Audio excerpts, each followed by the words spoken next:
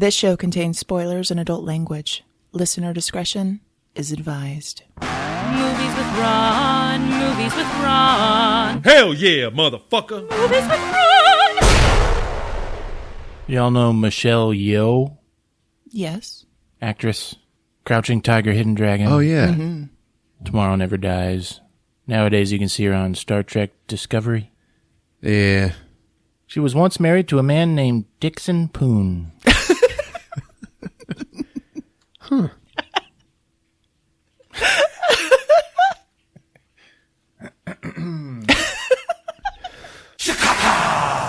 Welcome to episode 122 of Movies with Ron, the podcast where my older brother recaps a movie from beginning to end for me and you, because we like his versions better. It's okay if you've seen the movie or not. The experience is unique. So let's get it on. I'm Chris, your MC for the time being. Here with me tonight, Nurse Candy. Hello, everybody. And here he is, folks. He's the ball cracker, death on foot. You know him, you love him. He's Ron. Ron.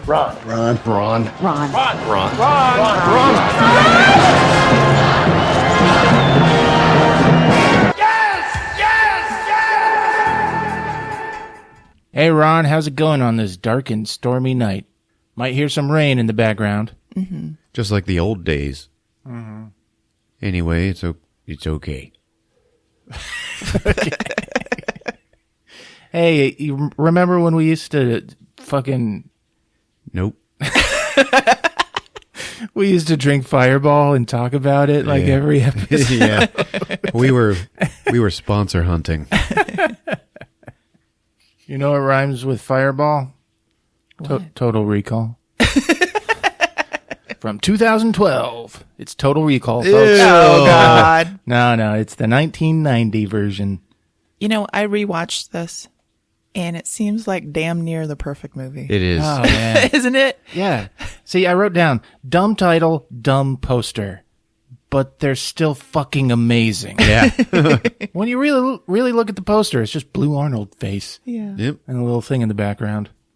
Total Recall, the fuck's that mean? It's not Commando, it's not Terminator. Total Recall, it's something an accountant needs to know the definition of. Nah. Yeah, it had Arnold in it. He just sold the movie by being himself. He did. Remember Look Who's Talking? And they're outside the theater? The Travolta movie with the talking baby? Oh, yeah. John Right. McClane does the voice. They're outside they're coming out of theater, and the whole scene focuses on them looking at this poster of Total Recall. And you're looking at it, and John Travolta, you know, he's great. He's like doing the Arnold impression, you know. But all you want to do is watch Total Recall. Yeah, totally. Written by Ronald Shusett and Dan O'Bannon, and directed by Paul Verhoeven. Right. So Alien plus RoboCop equals Total Recall. Yeah. You know, Arnold wanted to be RoboCop, Yeah? and then the suit wouldn't fit. Yeah, that wouldn't have worked. Yeah, so he couldn't do it. But he was like, I want you, Paul. Arnold Schwarzenegger's supposed to be a regular guy in this movie. Yeah. Just it's a kind of regular odd. dude. Like a working man. It is odd. But you know, when Arnold was a kid, on his wall, he posted like pictures of oiled, muscly men. Mm-hmm. And his parents called the doctor. They thought he was gay. Oh. Back then, that's what parents did. They were scared. But these days, the Guinness Book of World Records calls Arnold Schwarzenegger the most perfectly developed man in the history of the world. Jesus. Wow. They had to look at his dick. Yeah. I read an interview with him once, and they were like, can you make your dick bigger with weights and, like, working out? And his response was, the penis is not a muscle. Which means Arnold probably has, like, an average-sized dick. He's probably just a great guy to be around. I've been sure of that for years. Yes. He had a little creepy phase, but then came back. Well, when he was doing his maid? Well, the whole history when he became governor, him, like, grabbing pussies, I don't know, kind of Trump stuff. Oh, yeah. pussy grabber. He was a creep. Sharon Stone? Yeah. Oh, man. The perfect woman in this movie. Flat-chested psychotic. That's what I was going to say. I was like, I saw her laying. There's this scene where she's in a negligee. And I was like, all she needs is some big, beautiful fake boobs. Like, didn't she know that she could get that? Like, it would have been so fantastic. But, yeah, it is what it is. Well, she dated Dwight Yoakam in the early 90s. And she said, kissing Dwight is like eating a dirt sandwich. Was that while they were together? I don't know. That would have been great. He's got a heart of gold, though. She also dated a person named Christopher Peters and his dad, John Peters. All right. And she has said that she considers it a skill to have no shame. She's disgusting. Yeah. Rock on, Sharon Stone. That's right. How about Rachel Ticotin? Yeah. Ticotin. Yeah, she was riveting in Con Air. IMDb describes her as one tough cookie and a strong-armed femme. She was married to David Caruso, Oh. got divorced, then married Peter Strauss. And if you look at pictures of both of these guys, they look exactly the same. Yeah. But if you look closer, Peter Strauss, he smiles with his teeth. And David Caruso, upon further research conducted by myself, has never shown his teeth in a photo ever. He never fully smiles. That's because of his bleeding gums. His soul might escape from his body. And that's all you need to know about Rachel Ticotin. No. She's a Puerto Rican Jew. She was a ballet dancer. Fucking gifted woman. And she rocks it in this film. Yes. Any love for Michael Ironside? Oh, Of nothing course. but love. The prime rib of Bad henchmen, henchmen and bad guys. There's none better. He was 3 years younger than Arnold in this movie. No. I mean, not just in this movie. But he just had that look where he was like an older, fucking evil bastard. I know. And that's the thing about being a bad guy in the 80s. You didn't have to work out. You didn't even have to have all your hair. Yeah. You just had to fit the bill. You had to have that certain something. Yeah, that scar on your side of your face. He got it done.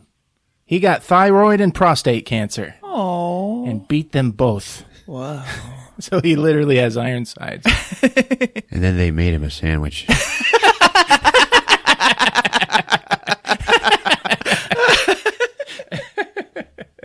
All right, did you read about the thing about him? He couldn't get off the phone during the filming of this movie? No. Anybody? Arnold Schwarzenegger noticed that Michael Ironside was constantly on the phone between takes. Schwarzenegger broached the subject with him and was told Michael was phoning his sister and that she was currently suffering from cancer. Oh. Arnold immediately brought Michael to his trailer, and they had an hour-long three-way conversation with Ironside's sister about what exercises she should do and what kind of food she should eat. Ironside has never forgotten Schwarzenegger's kindness, and neither has his sister. What a wonderful story. Yeah. Wow. Yeah.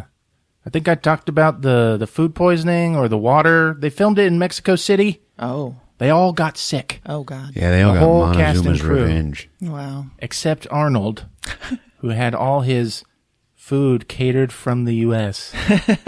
and Ronald Shusett, the co-screenwriter who was on set, because he was like allergic to everything and had such a strict diet that he had to like bring all his own food with him. Yeah.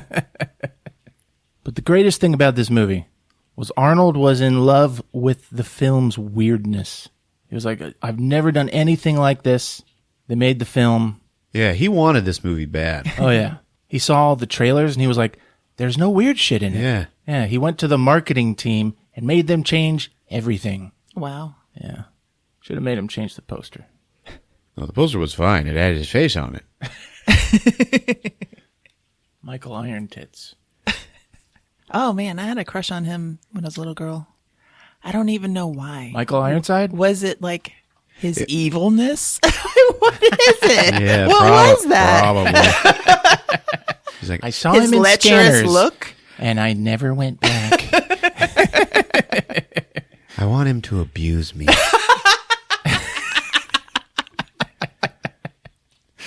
The way he blew that guy's head up.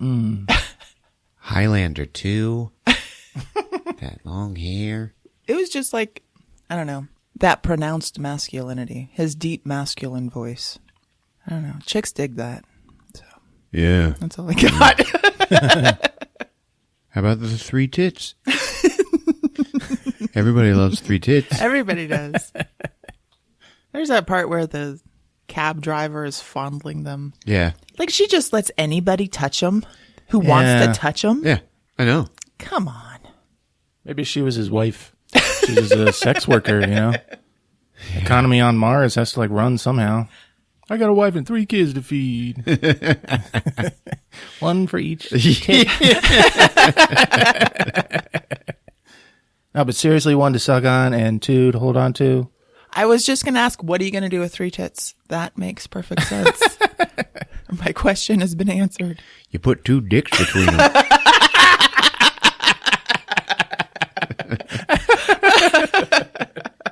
That cab driver had 2 dicks.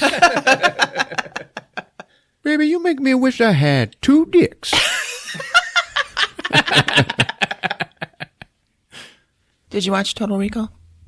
Oh, I was going to say we can do an impromptu musical number with the theme song.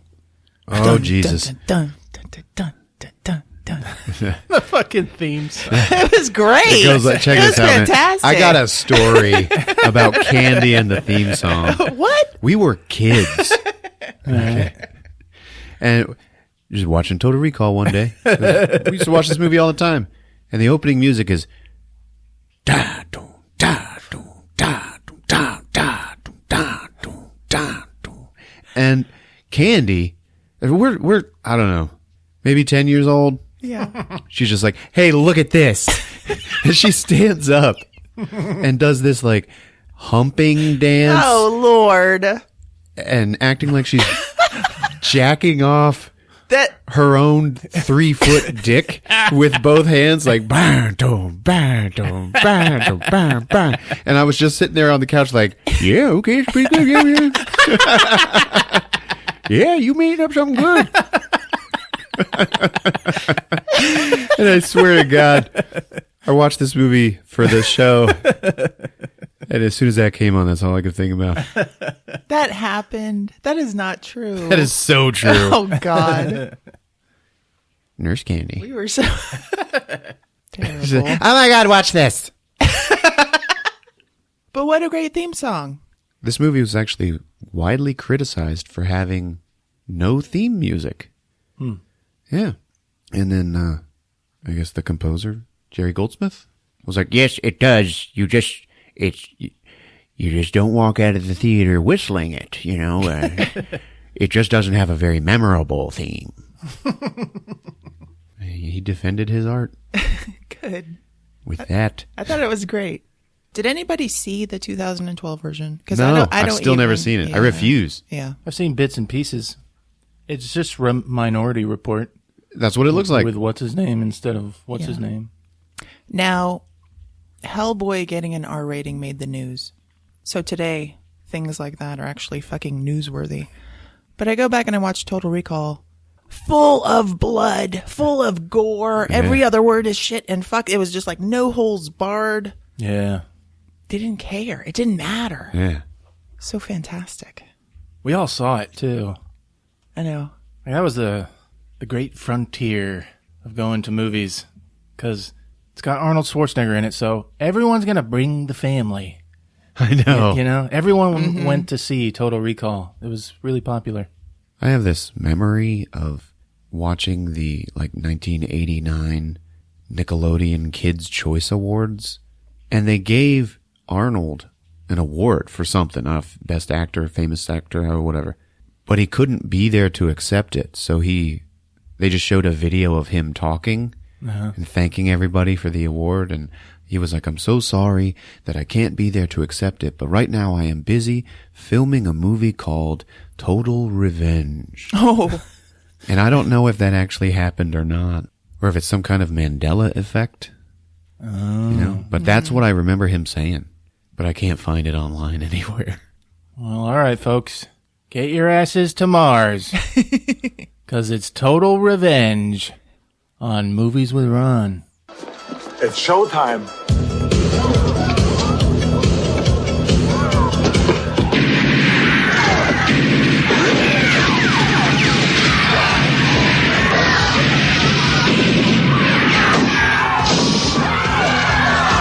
Get the people out! Come on! Get the people out!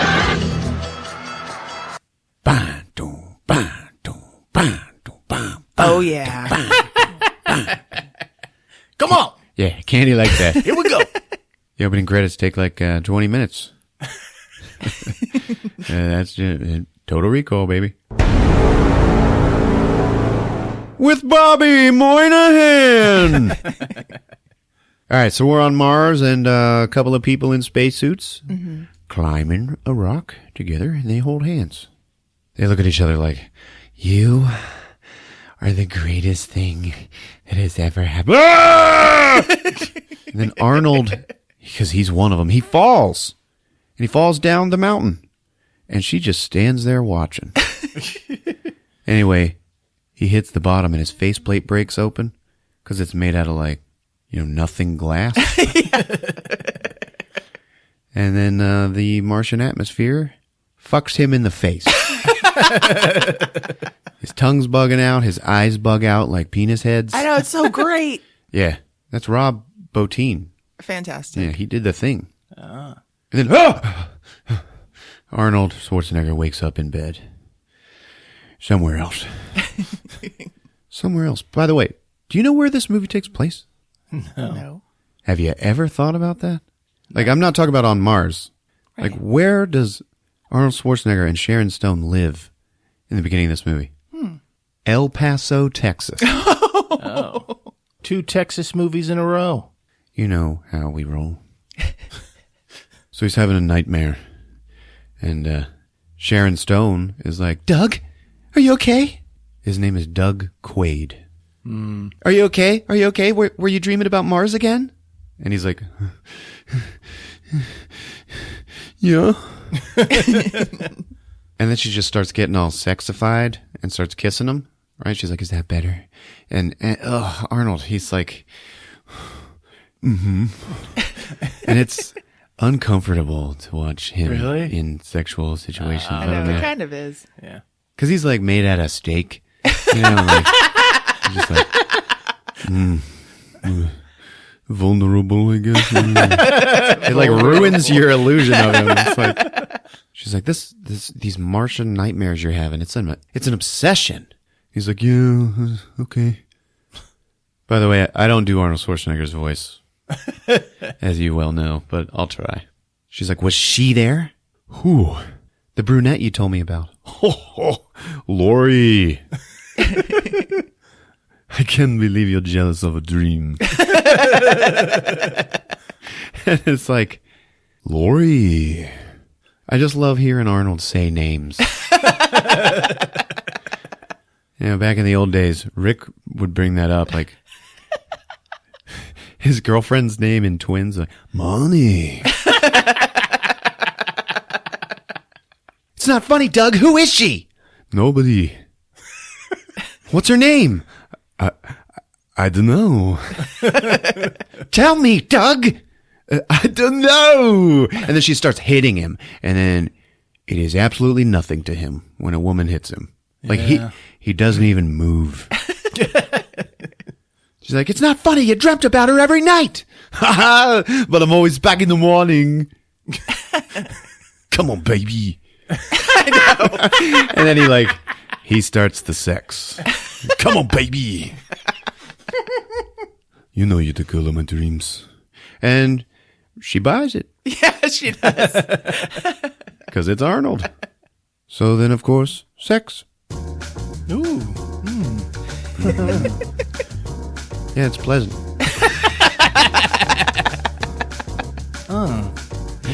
It's not too rough. It's just right.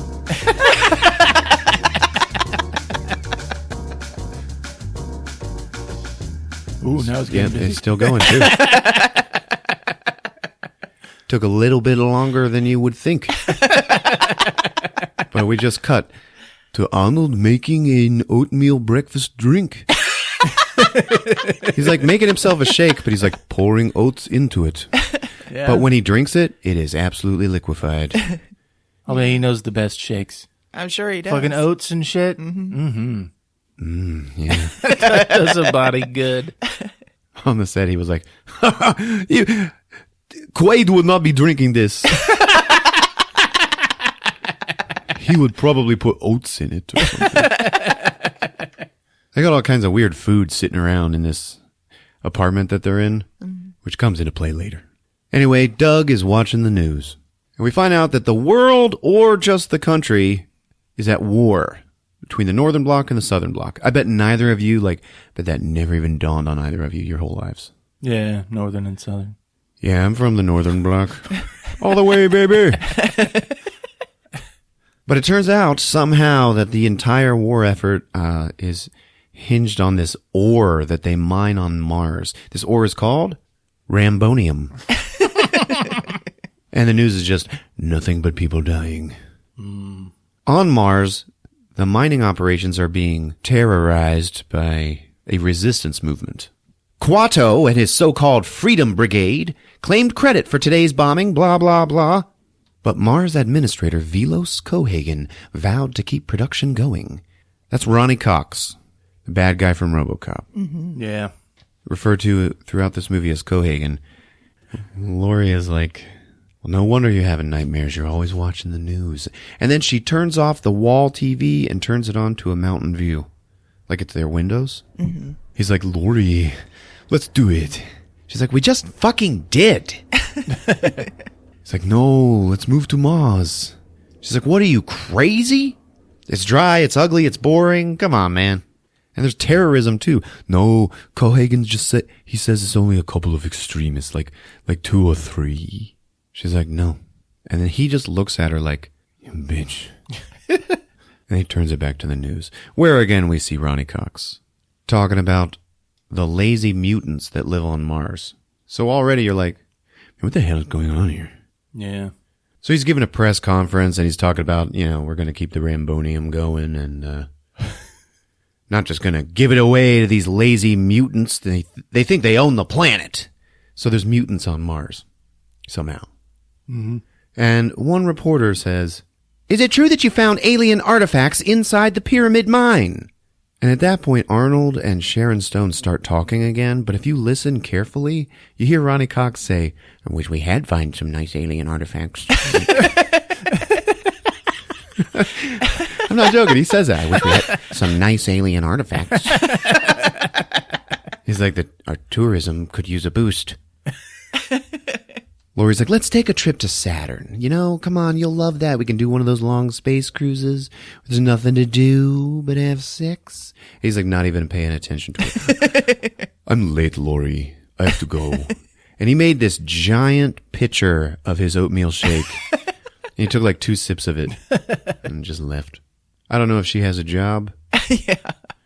But, she catches him and she's like, wait, listen, I know it's weird being in a new town, but just give it a chance. And he's like, Lori, you don't understand. I feel like I was meant for something more than this.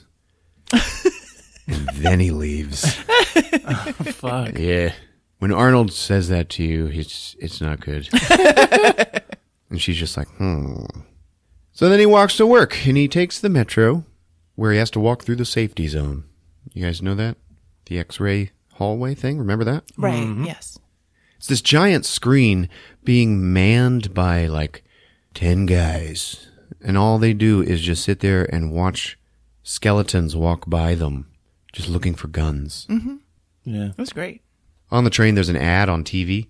Do you dream of a vacation at the bottom of the ocean, but you can't float the bill? Have you always wanted to climb the mountains of Mars, but now you're over the hill?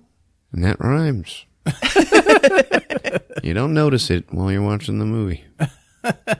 Then come to Recall, where you can buy the memory of your ideal vacation. It's cheaper, safer, and better than the real thing. So don't let life pass you by. Call Recall for the memory of a lifetime. And it's like, for the memory of a lifetime. Recall, recall, recall. All right. Yeah, and Quaid is like, Wouldn't that be the weirdest thing, though? Would you ever do that? You would pay for it, go home, and then you'd have to like sit there and try to remember it. yeah. To see if you got your money's worth. Like, would you even know that it's a fake memory, though? I know. Like, the physics of it are weird. Well, hopefully you're experiencing it when you're in the chair having it Oh, implanted. you think so? I don't think so. Really? Yeah, I think you wake up and you remember that vacation. Like you it's went on. 100% latent. Yeah. Yeah. That's shitty. That's the whole... like, I would pay for that if it was like $20. Yeah, it would have to be cheap. When he goes and visits them, they're talking about like 800 credits and stuff like that. Like, but that's just it, is you wake up and you're like, oh man, that was a great trip. People are like, hey, have you heard of Recall? And you're like, no. You know, I was a secret agent for 2 weeks. I swear. I swear. So he's on a construction site. He's a construction worker. He's an average Joe who just happened to be a giant badass motherfucker. And he's right. He's jackhammering. Like, yeah. This is what I do. He's jackhammering right next to a big fat Robert Costanzo. Or some people like to call him not Danny DeVito. This is one of my favorite characters in this movie. His name is Harry. So they're Harry! Harry! It's like, what? You ever hear of Recall? You know, when they sell those fake memories. Oh, Recall! Yeah, Recall! You thinking of going there? I don't know, maybe. Well, don't! Friend of mine tried one of their special offers. Nearly got himself lobotomized. No shit. Don't fuck with your brain, pal. It ain't worth it. That's such a great line. I guess not. He goes back to work, and then it just cuts to him walking into Recall. Fuck Harry. Harry doesn't know. Harry. Harry. And Harry was kind of giving him the stink eye while he's jackhammering a fucking Recall. So he walks into basically the Nakatomi building. Okay, and he has to go to like a menu screen, and it actually says one of the guys' name is Mr. McClane. Oh, So he goes into the office, and the receptionist is painting her nails with that thing. that's right. Candy, explain the thing. It's like a stylus attached to a color palette, and when she touches it to her nails, it changes colors immediately.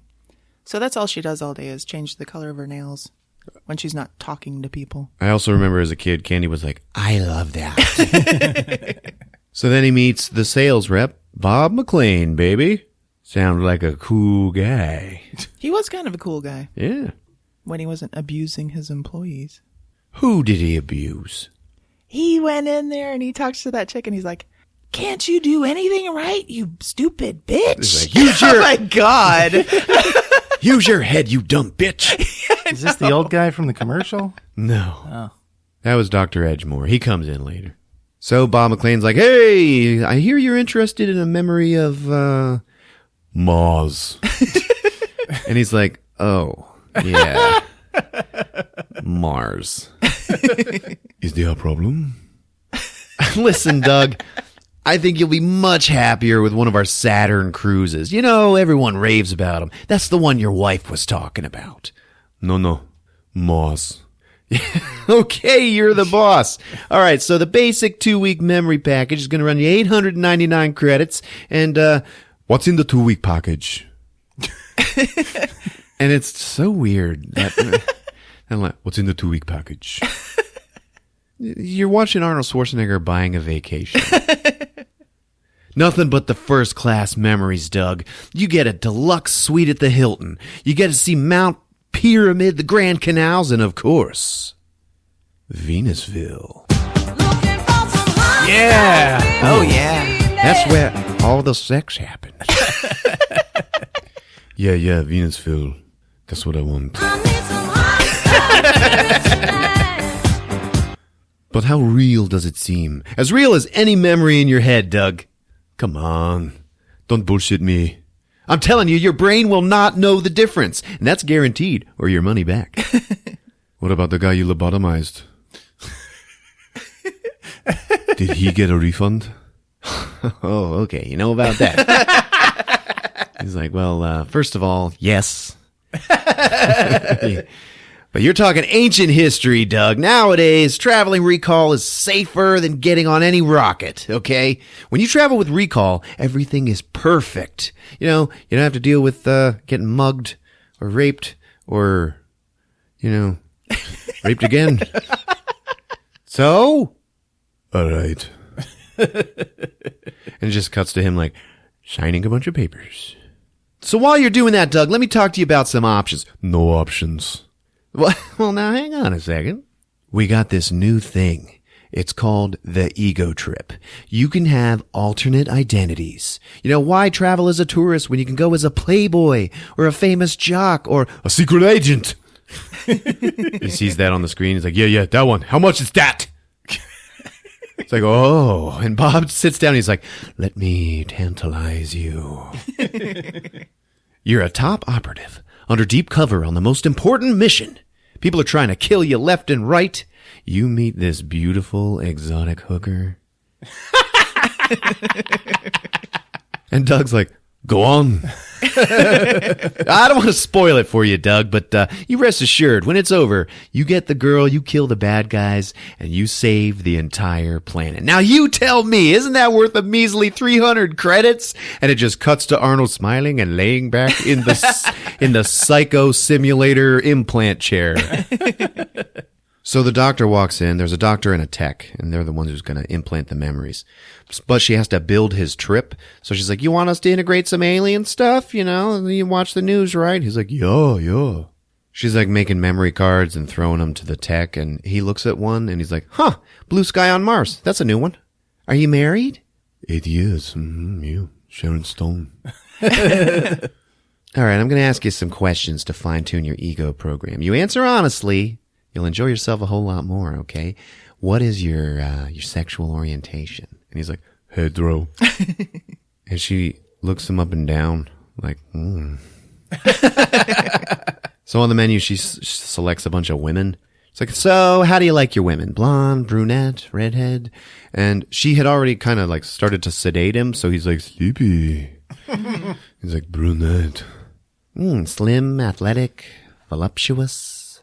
And when she does that, like the boobs on the screen get big. And he's like, boobs. Bigger.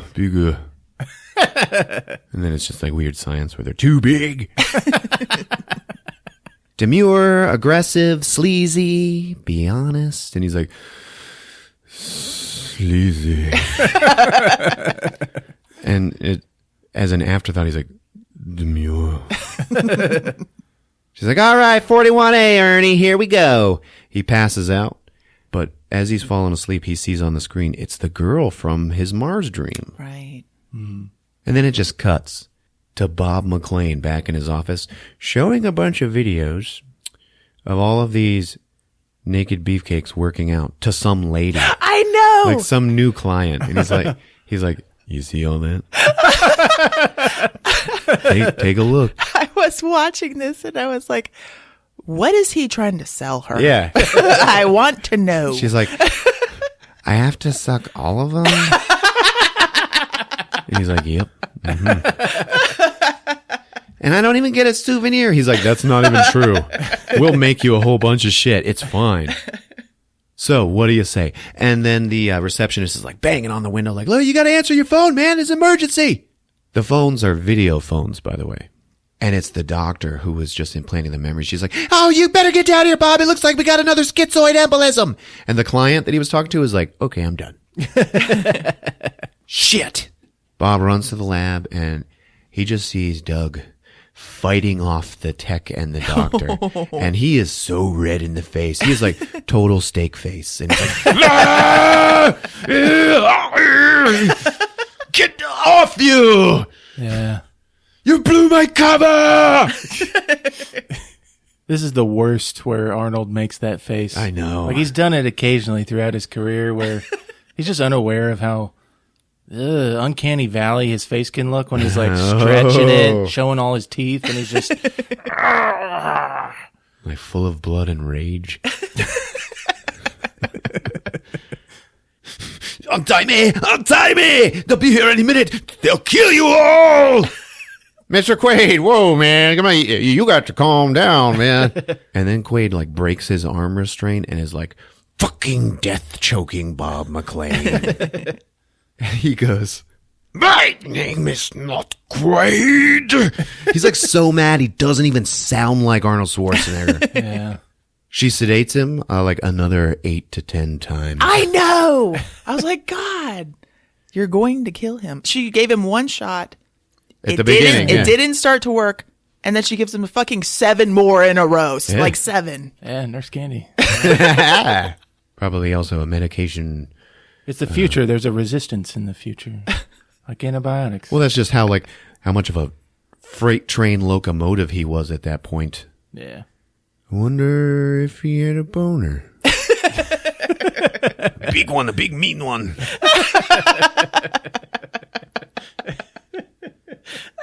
She's like, listen, Bob. An average mean one. An average mean one. No. Candy said I liked where this was going. Average size, extra large veins. Too big for the size of the penis. It's all in the veins. You can ask my housekeeper. It's all in the veins. Oh my God. I almost spit, man. Anyway, she's like, Bob, you got to hear this, man. He's been going on and on about Mars. He has really been there. Use your head, you dumb bitch. He's just acting out the secret agent portion of his ego trip. I'm afraid that's not possible. Why not? Because we haven't implanted it yet. That's right. Whoa. Yeah. And Bob is like, woof. I'm telling you, someone has erased his memory. And, okay, so Bob decides, okay, all right, cover up any memory he's got of us or recall. Ernie, you dump him in a cab outside. I'm going to destroy his file and, refund his money. And everybody, you just forget you ever met Doug Quaid. And they're all like, okay, this is what we do. As a boss, this is like a perfect plan. This is exactly what I would do. Oh, Candy. Quaid wakes up in a cab. And it's like a teeny tiny little van. It's a van that's got enough room for one dude to sit in the back. Right? Remember That's that? right, yeah. A Johnny cab. Where am I? And then the robot driver turns around and he's like, you're in a Johnny cab. The voice is, once again, ladies and gentlemen, Robert Picardo. Fantastic, right. yes. They said they also based the look off of him. It looks like it too. Okay. It scared me as a kid. Oh. Doesn't it get weird? Yeah, later it gets weird. It's because he looks a little bit like your old Pee Wee Herman doll. That was your Oh, man. your old best friend. I want to know if people remember the Pee Wee Herman doll that came out in the 90s. Chris had one. He The loved drawstring it. on the back. He loved it and hated it. Yeah. I used to have nightmares about him like hanging on the tops of doors. So you'd walk through a doorway and then he'd jump on ya. One time And nuzzle ya. One time I saw him under the dinner table. This was real. Someone just put him under the dinner table. And I didn't eat at the table. Oh. I used to do that stuff. How did I get here? The door opened. You got in. Hell of a day, isn't it? This robot is like, he's a cab driver, you know? What the hell? The cab pulls over at the metro station. He's had enough. He doesn't know what's going on. He's going home. He gets out of the cab and he's walking and he just hears, "Hey, Quaid!" He turns. "Harry, how was your trip to Mars?" "What trip?" "You went to Recall, remember?" "I did." And it's like, "Yeah, you did. I told you not to, but you did. You went anyway." And then Arnold's like, "What are you, my father?" Like, he doesn't even know what he's talking about, but he knows he doesn't like it. "Come on, I'll buy you a drink." "No, listen, I'm already late. Thank you very much. But, oh!" And then three shitheads, like, grab him. And they start dragging him down the stairs. Like, pretty seriously. Yeah. And he's like, "Hey!" And then Harry pulls a gun. He's like, "All right, come on, let's go. Drag him somewhere where no one can see." He's like looking around. "Now let's go get that drink." And as they're dragging Arnold away, like, what he says is just so weird. He's just like, "What is going on? Oh, yeah. What the fuck did I do wrong? Tell me!" Like, and because it's Arnold, you're like, you're just riveted, right? But think about that. You know, like, imagine yourself pleading with someone. Yeah. "What the fuck did I do wrong?" Like, you'd have to be like so afraid for your life to be saying that, you know? Yeah. It's like he's accepted that they are some sort of mob, like mobsters, like, yeah, that's what it seems like. Yes. And he just knows he's fucked because he has crossed them somehow. "Tell me! You blabbed, Quaid! You blabbed about Mars! Are you crazy? I didn't even know anything about Mars! You should have listened to me, Quaid! I was there to keep you out of trouble!" And then they pull him around a corner to a nice private spot. And then they all unzip. Oh, Lord. "Harry! You're making a big mistake! You got me mixed up with somebody else. Pal. You got yourself mixed up with somebody." And then everybody starts getting killed by Arnold Schwarzenegger. He just snaps. Kicks everyone's asses, dicks, balls. And the music is like, da-na-na! Like, you're a hero now. He puts his foot down on Harry's neck and just kills his buddy. Afterwards, he ended up with one of the guns. He killed everybody. He's all surprised at himself, and he drops the gun and just runs away. And then it cuts to Laurie taking tennis lessons from a hologram. And it's like, for a hot cold effect, put ice chips in your mouth. Quaid runs in, he turns off all the lights. "What the hell are you doing?" "Some men just tried to kill me, and Harry from work, he like tries to talk about Harry from work. Harry from work. Like a bunch of times she keeps stopping him. He's like, "Harry from work. He was the boss." And she's like, "Take it easy. What happened?" "I went to this Recall place after work, and you went to those brain butchers?" "Yes. I got a trip to Mars. Okay, forget about Recall. These guys were going to kill me." She's like, "Oh, no, Doug. No. Nobody tried to kill you, man. They fucked with your mind, and now you're having paranoid delusions." And he goes, "You call this a delusion?" And he holds up his hands, and they're all covered in blood and poop. Nah, no poop. She's like, "I'm calling the doctor." He's like, No, don't call anybody." Then he goes into the bathroom to take a shit. While he's in there, she gets on the video phone with Michael Iron Tits. "Hello." And she just looks at him and she's like, "Some shit's going on." And then it just cuts to Doug like washing his hands and spraying the air freshener. And he walks out and then bam, bam, bam, bam, bam, bam. Somebody's in there shooting at him. All the lights are out. He starts rolling out of the way and he gets into a fight with this mysterious attacker, and he turns on the lights and it's Laurie. Can I just say that she tried to shoot a man who was not expecting it 17 times and could not hit him. That's insane. Sorry. I counted the bullets. It was crazy. Yeah. 9 times. No, it was like 17 times. Yeah, she sucks. Lori. Then they get into a big ninja kicking fight. And she kicks him in the balls twice. Yeah, she's pretty serious at this part. Yeah, he's like, "Arr!" He picks her up and he throws her across the room, okay? And he throws her over the table where they have all this food set out like they're going to have a party. She knocks over this giant bowl of Cheetos. She hits the ground and then it rains Cheetos. It's like, which one of them's eating those? She finds a knife. She slashes him across the chest. Why are you doing this? She's like, I don't fucking know. She's actually pretty good at this point. You know, he ends up taking her gun though, and he pushes it into her temple like too hard, you know? Mm-hmm. And he's like, talk!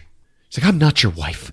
I swear to God, we've only known each other for 6 weeks. Our marriage is just a memory implant. He's like, you think I'm stupid? You remember our wedding? Falling in love. And she's like, implanted. They erased your identity and implanted a new one. I was sent to watch you and make sure it took. Sorry, Quaid, but your whole life is just a dream. And he's like, okay then. If I'm not me, who the fuck am I? Beats me, I just work here. And then they sit down together. Like they're both so out of breath from the fight. She's like, you were the best ass I ever had. I'm serious, man. He's like, I'm honored. You wanna do it again for old time's sake? And he's like, if you don't trust me, you can tie me up. And then he says, huh, I didn't know you're so kinky. What? I didn't know you're so kinky. So kinky. I didn't know you're so kinky. It's all one word. I didn't know you're so kinky. I didn't know you're so kinky.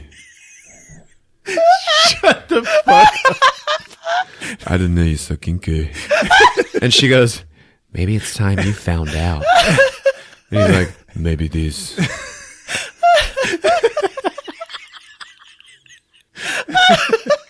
Maybe this. What the fuck is going on? He looks over at the video phone. She never hung it up. I feel like I'm having a schizoidal hemorrhage. Schizoid embolism. He looks at the video phone and sees Michael Ironside. Richter is his name. And right. They're coming up the stairs, him and his goons. And he turns and he looks at Sharon Stones and he's like, clever girl. That's right. There's a fucking Jurassic Park line. I know. She's like, oh, hang on now. You wouldn't shoot me, would you? You know, after all we've been through. Yeah. Some of it was fun. And then he just punches her in the face. And like more Cheetos fly. Like, the director was like, make them fly, man. He was like standing on the side, like throwing handfuls. Nice knowing you. And he leaves. He has to run through the train station and like avoid the baddies that are on their way up to his apartment. They get in there, and one of the goons immediately like kneels down to Sharon Stone and then just gets kicked out of the way by Michael Ironside, by Richter. And he's just like, don't touch her.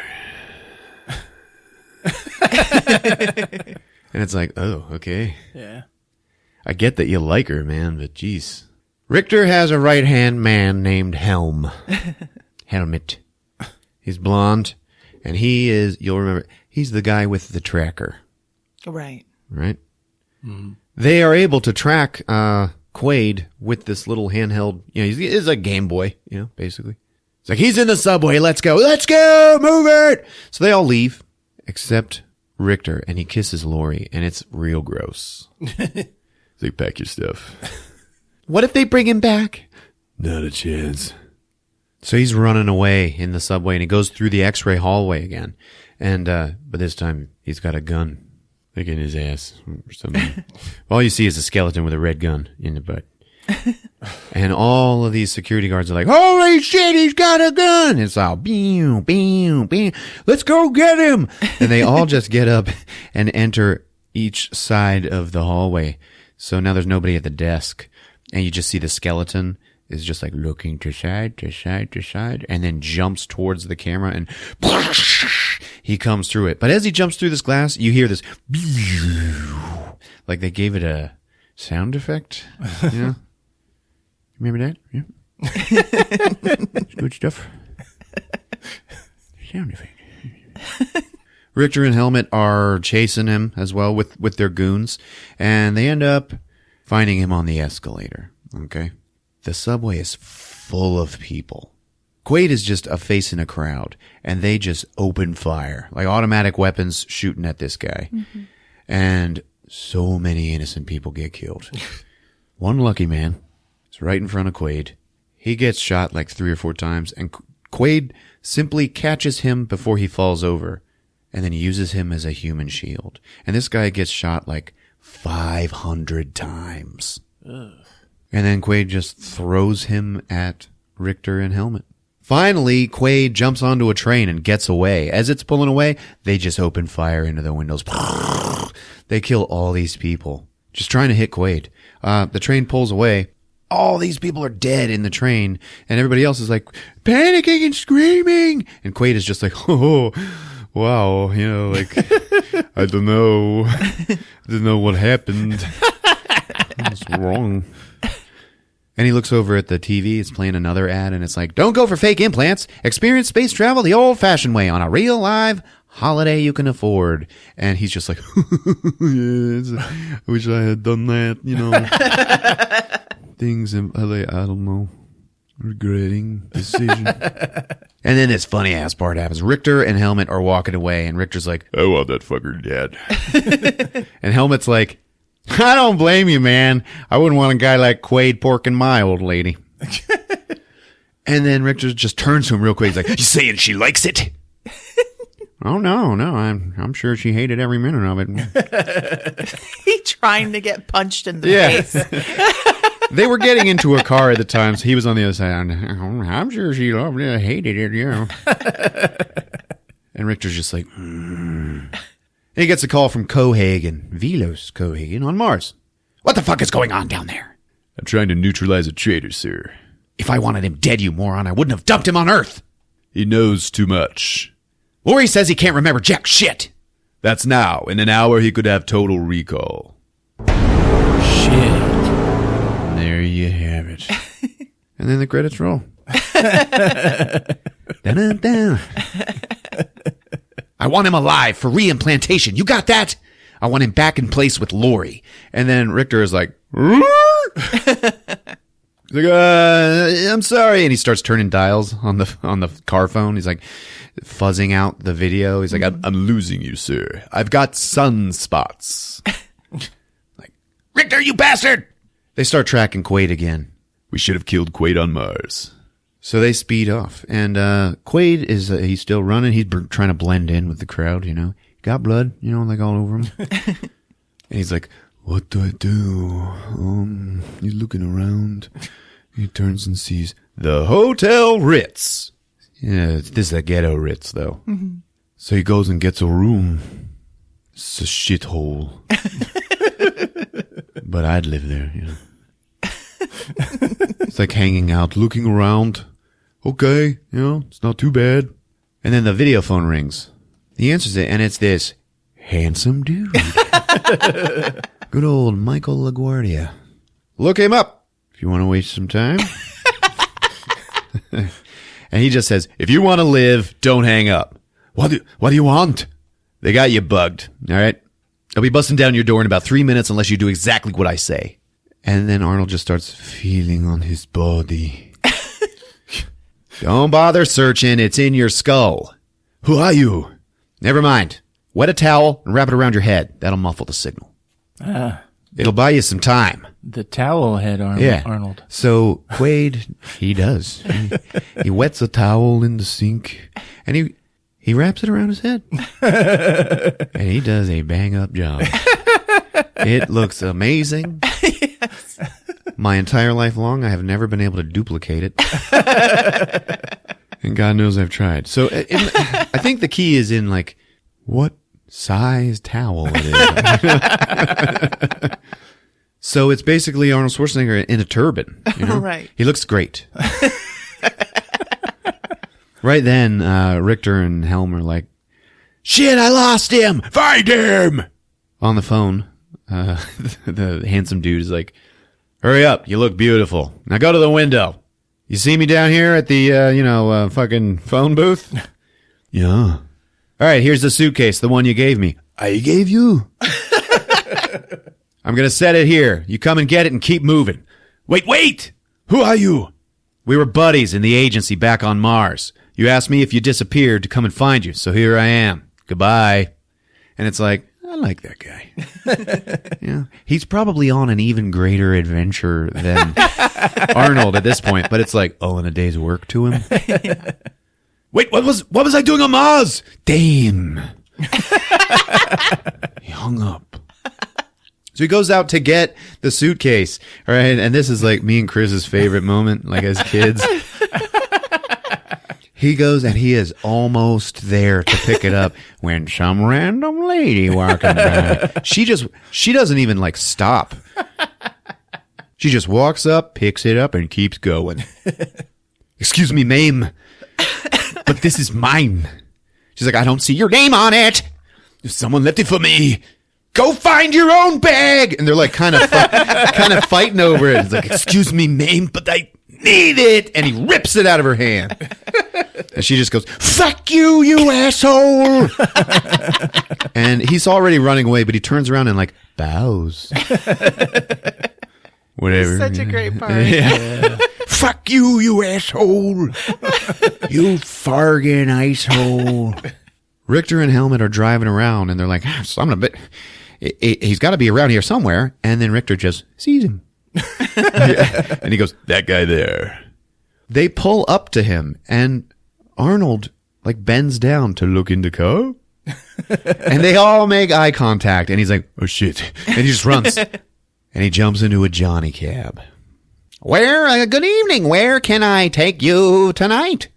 He's like, drive. I need an address and street number. He's like, shit. Because here they come, right? I'm not familiar with that address. Would you please repeat? And then Arnold's like, okay, it's 1, 2, 3, 4, 5. He rips the robot like out of the thing and throws it in the back seat. And then he has to drive the car, which is done with a joystick. Yeah. So that's cool. So he's speeding around. He's fucking off, spinning around and getting shot at. And the whole time, the Johnny cab is like talking to him like, fasten your seatbelts. He gets away and he pulls over into an alley and stops the cab. He's getting out and this broken robot in the backseat just goes, the fee is 18 credits, please. Sue me, dickhead. And immediately the robot just goes, ah! And he starts like glowing because I guess the robot is mad now, or like this does not compute. Right. So it like overloads him and he starts exploding like from the inside out. Yeah. So this creepy looking robot is like glowing. Mm-hmm. And that's probably what scared you as a kid, man. Yeah, it was scary. Yeah. I don't like to think about it. And then the cab itself starts driving and trying to run over Arnold. That's right. Oh, damn. Like for not paying 18 credits. The penalty is death. He jumps out of the way and the cab explodes. So then he runs to an abandoned building.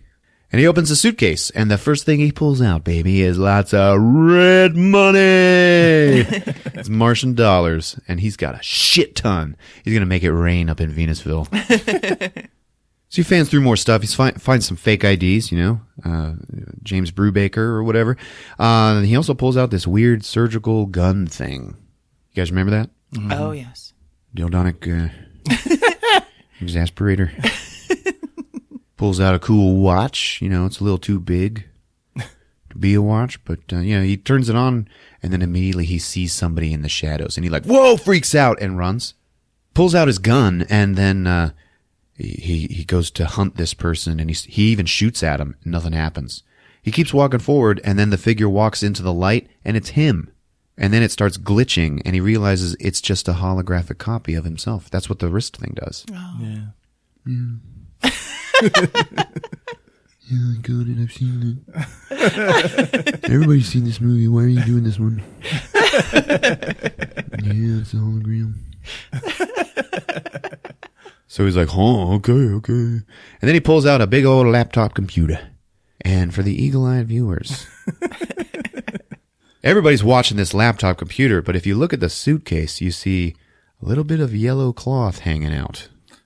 We will come back to that. So he turns on the laptop and goes to xhamster.com. God. Hey-oh! It's boobs and butts. Mutants. And a video starts playing. Not porno. It turns on and it's himself. It's Arnold Schwarzenegger. Mm-hmm. But in a black shirt. And he's like, howdy, stranger. This is Hauser. If things have gone wrong, I'm talking to myself. And you've got a wet towel wrapped around your head. Now get ready for the big surprise. You are not you. You're me. And then turban-headed Arnold is like, no shit. Richter and Helm, we picked up, an explosion at the old cement factory. Let's all get down the old carnival fairgrounds. Send 2 units. Let's go. You see, Quaid, all my life, I worked for Mars Intelligence. I did Cohagen's dirty work. Quaid is watching this video, listening to himself talk, and he's like, eating the 3 Musketeers. Like he found that in the suitcase. He was like, cool. But a few weeks ago, I met someone, a hooker, and I learned a few things. She told me many things. Like, I've been playing for the wrong team. All I can do now is try to make up for it. Quaid is like not even listening anymore. He's like throwing pieces of the candy bar to the rats. The rats that he now lives with. Because he's homeless. He lives at the old cement factory in a turban. And there's a certain area around the corner where he goes and squats and like takes his homeless squirts. The video keeps talking to him. You see, there's enough shit in here, and he points to his head, to fuck Cohagen good. But if you're listening to this, it means he has gotten me first. And now, it is all up to you, buddy. And Quaid's like, great. The goons are closing in. They're finding the burnout cab. First, let's get rid of that bug in your head. And then he shows the surgical dildonic thing, okay? The gun? Now stick it up your nose. Don't worry, it's self-guiding. And there's like this little arm that comes out of it, like a little grabby arm. I know, it looks terrible. Just shove real hard. When you hear the crunch, you're there. And Arnold does this. And he's like, "Arr!" And he goes all steak face. And he's like struggling. Be careful, that's my head too. And now it's obviously a fake head of Arnold, but it's fucking great. It is. It still looks great. And he starts pulling this blinking red lit like ball out of his nose, and it's like 5 times bigger than his nostril. Yeah. One wonders how they got it in there. And as it exits the nostril, it's like and then immediately opens up, and you see the actual tracker is just a little slim bullet shaped thing inside of this giant fucking ball. And he just picks up the bullet thing. He's like, okay, yeah, got it. But now that it's out of the wet towel, Richter and Helm and all the goons, they can see him now on the tracker. Oh, let's go get him. Now this is the plan. Get your ass to Mars. Then go to the Hilton, flash that Brubaker ID at the desk, and that's all there is to it. Just do what I tell you, and we can nail that son of a bitch who fucked you and fucked me. Don't let me down, buddy. Quaid sees the baddies coming up. He packs up all of his stuff, into the suitcase, and then he smashes the laptop, and he stuffs the tracker, the little tracking bullet, into a piece of Three Musketeers and throws it to the rats. And they're all like, thanks, man, we love you. And the guys are there with the tracker, and they're just like, there! no, now it's over there. It's just like they're not even looking in the real world. They're all just watching the screen and the little red dot. And so they keep shooting at nothing. And then Richter realizes they done been had. And he's like, shit. And he sees the one rat with the candy bar, and then he just shoots it. And all this blood is like dripping down the laptop, where we see the glitching face of Arnold Schwarzenegger going, get your ass to Mars. Get your ass to Mars. Okay, we're going to Mars. And then we cut to Mars, baby. And it's sexy. And, Mars. Yeah, it's dry. It's red. It reminds me of the beginning of Cat People. Now you're here on Mars. And we are in immigration, the Martian Immigration Service, okay, where they're all stamping visas and no one's having fun. There's this huge crowd, and in the middle is this big, fat lady in a yellow muumuu. Yeah. That was obviously the cloth, right? Next! So she picks up Quaid's suitcase and walks further up. And she's credited as Fat Lady, but this is Sweet Priscilla. Okay, she actually hands him her passport. Mm-hmm. You see her name is Priscilla Allen. And it's the actual actress's name. I think they used her real passport. Oh.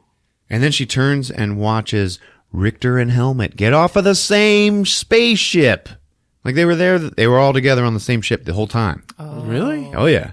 And they are greeted by some guy in the Martian militia, the security squads or whatever. And for any Star Trek fans on Deep Space Nine, this is Gul Dukat, who is my homeboy. So he's like, yeah, come on, Cohagen wants to talk to you guys. Let's go. Have you heard anything about Quaid?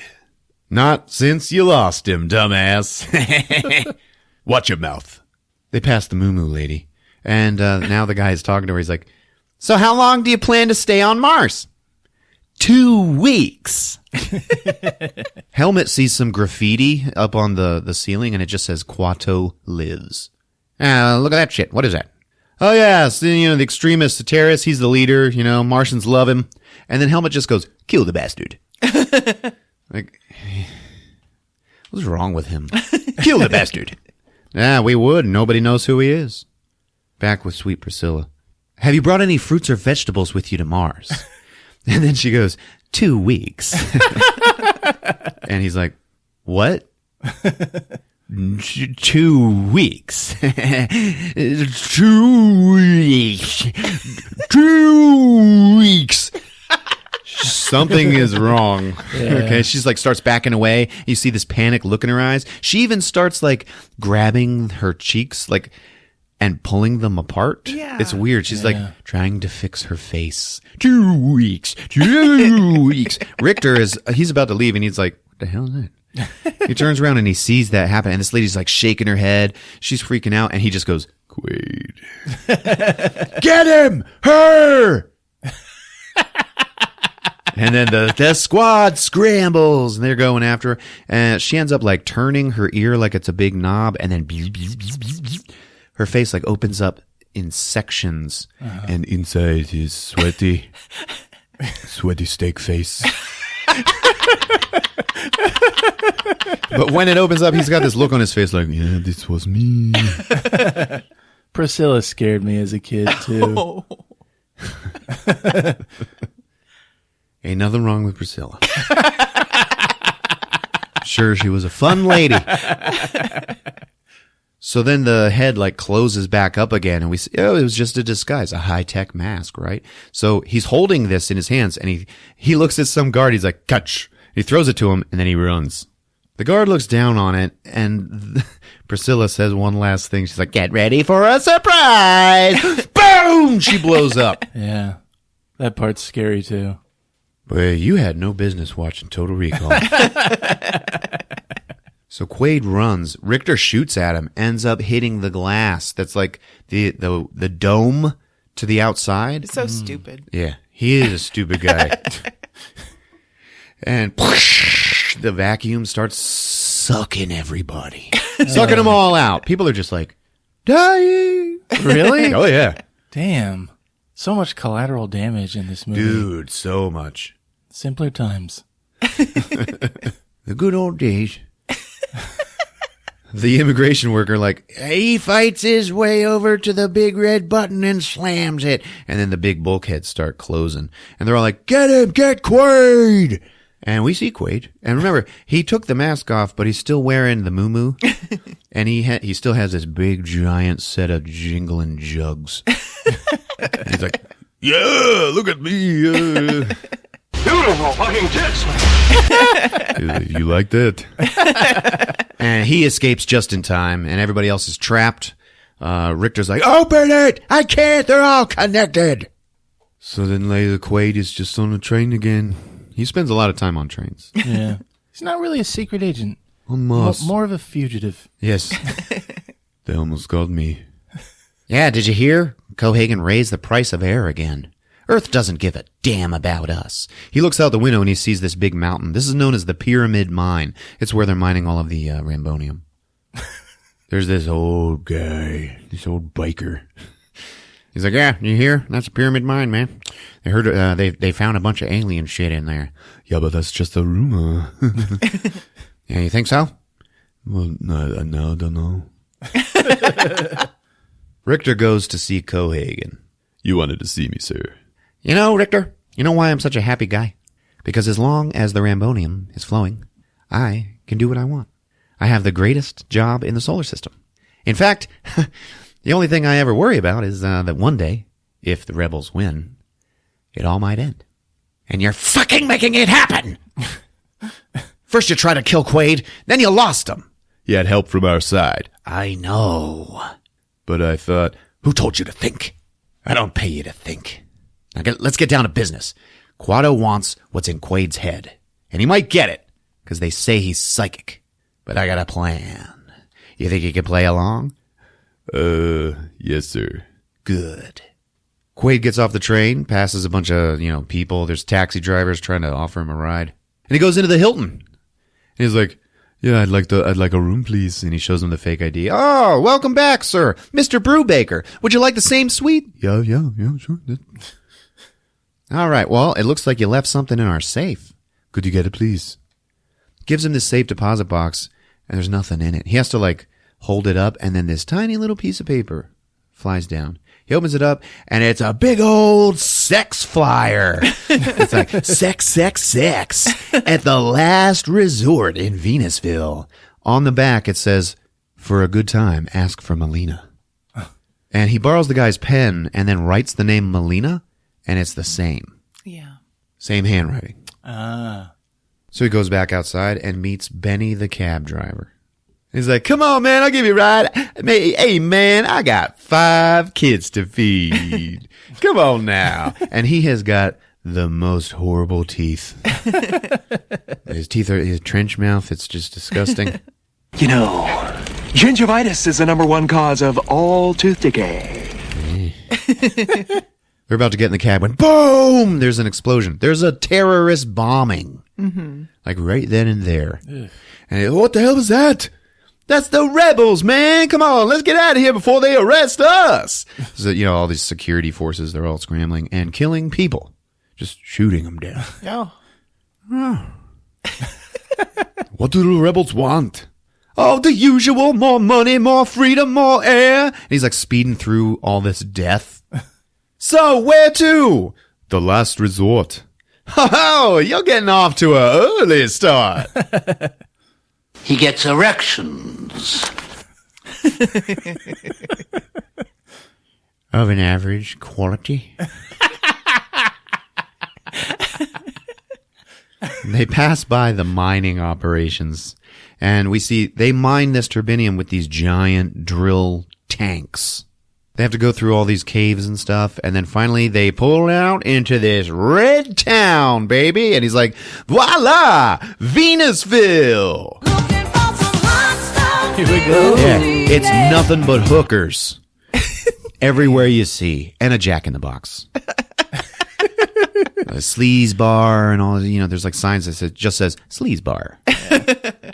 There's also these giant fans that are spinning, like in the walls, to pump air. Because remember, we're on fucking Mars, which is easy to forget when you're watching this movie, because it's all indoors almost. That is weird about this movie. All studio sets. Yeah. Benny's like, ha ha, you see anything you like? Come on, we got to walk from here. Don't worry, I'll show you where it is. They're walking, and then Quaid gets accosted by the first of many mutant freaks in this movie. And they just look like tumors, living tumors. Horrible faces. Nasty, like red, and like their faces look like red and sore. Swollen. And this guy's like, you want to know the future? And Quaid, like a fucking dildo, is just like, what about the past? Philosophical. Yeah, he has no past. I don't care. What about the past? I'd be like, what happened to your face?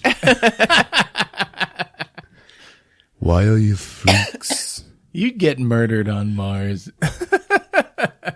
I'd have gotten murdered by Harry in the metro.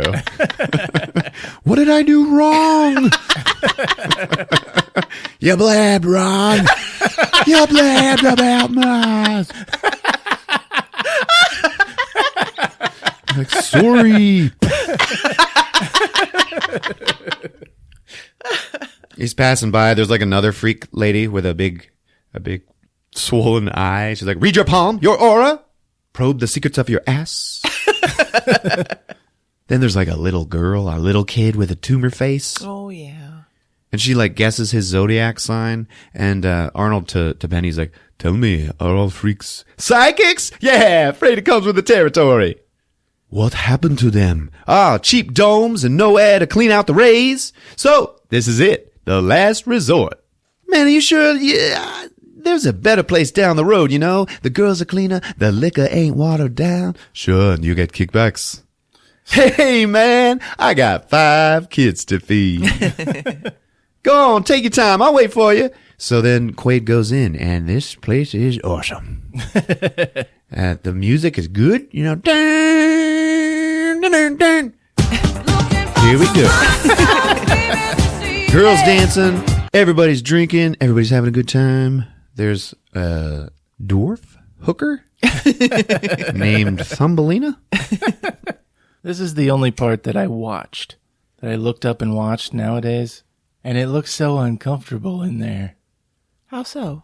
Like there's some strategically placed neon lights, but it just looks like a place your friend would take you to. And it's like, Your friend that knows how to have a good time. Chris. He's all walking up in the club like, yo, I got social anxiety and I want to go home. What up? He goes up to the bartender. He's like, I'm looking for Melina.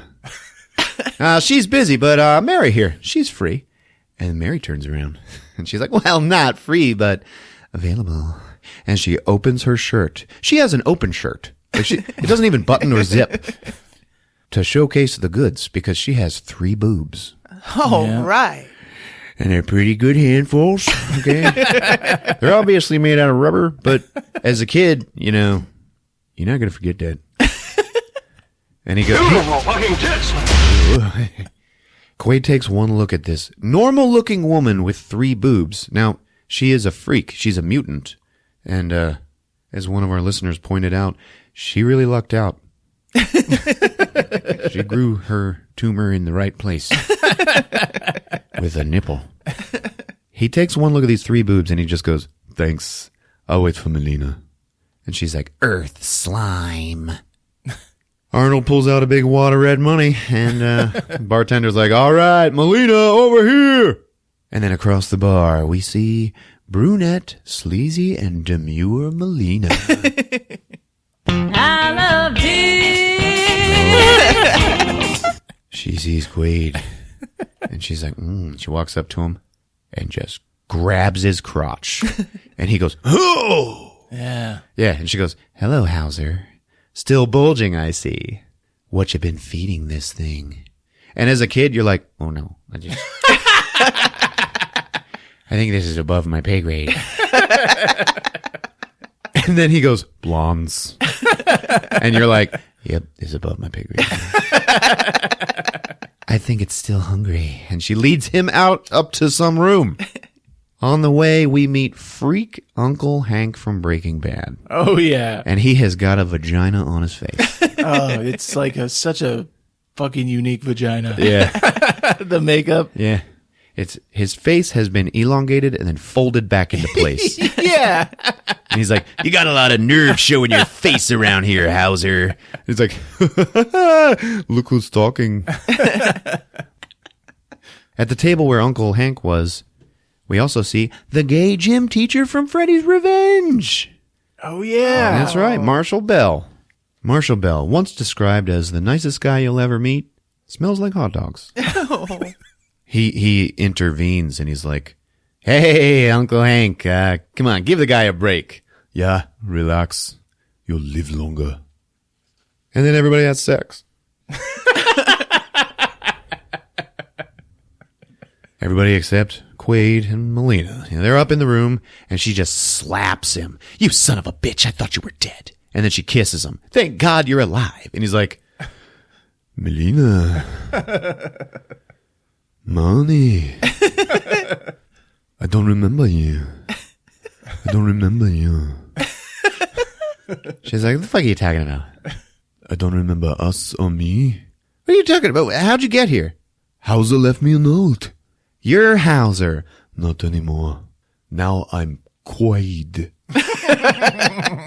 Doug Quaid. She's like, you have lost your mind. She's like, no, Cohagen stole it. And he dumped me on Earth with a wife and a lousy job. Wait a minute, did you just say wife? Are you fucking married? Listen, she wasn't really my wife. Oh, was she Hauser's wife? You know what? Forget it. Forget the whole thing. I am sick of your goddamn lies. And then he goes, why would I lie to you? And she's like, because you still work for Cohagen. You never loved me, Hauser. You just used me to get inside. Inside what? You put this disease in me. You better leave.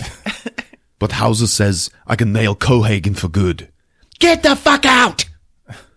Please, people are trying to kill me. And then she pulls a gun, puts it in his face. She's like, really? Yeah. You're going to die if you stay here. He's like, okay, I'm leaving. God.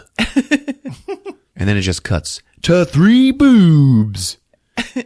And it's Mary. And Benny has got his hands all over these boobs. Oh. All right. And he's like, oh, yeah. Baby, you make me wish I had 3 hands. And while he's saying this, you're just looking at his teeth. And like, his breath has got to smell like rotten fish. Oh, God. And she's just like, yeah, all right. I like that. I think you're doing pretty good with 2. Quaid comes down. Hey, Quaid! Hey, listen, you ever fuck a mutant? He's like, God, just take me to the hotel. I know these Siamese twins, man. You won't know if you're coming or going. And then Melina comes back downstairs, hangs out with the gay gym teacher. They're all friends. And then it just cuts to Quaid in his hotel room, laying on the bed, like hanging out, like waiting for his next murder, for the adventure to continue at some point. But he's just like laying on the bed, watching TV. In the news, Cohagen has instituted martial law. All of a sudden, there's a knock on the door. And Quaid just answers the way Chris does. He just yells out, what?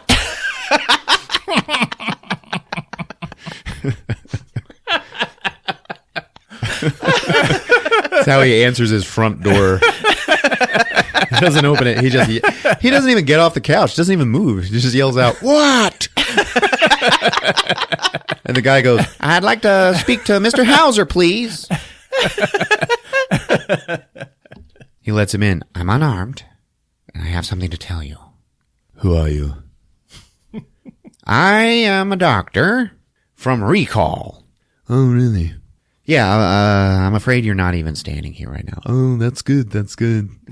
Yeah, you're in a psycho implant chair back at Recall, and you have suffered a schizoid embolism. I'm sorry, man. He's like, oh, I'm dreaming. And this doctor now tries to convince him that this is all just part of the ego trip that he paid for. Right. Okay? And he's like, how much is Cohagen paying you for this? Think about it, Mr. Quaid. Your dream started in the middle of the procedure. Everything that happened after, all the chases, the trip to Mars, the suite at the Hilton, they're all elements of your ego trip.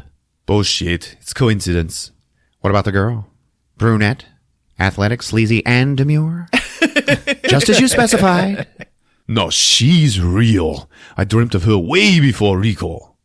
Maybe this will convince you. And then Laurie walks in. Uh-oh. Sweetheart? Laurie, I suppose you're not here either. She's like, I'm here at Recall. I love you. Sure.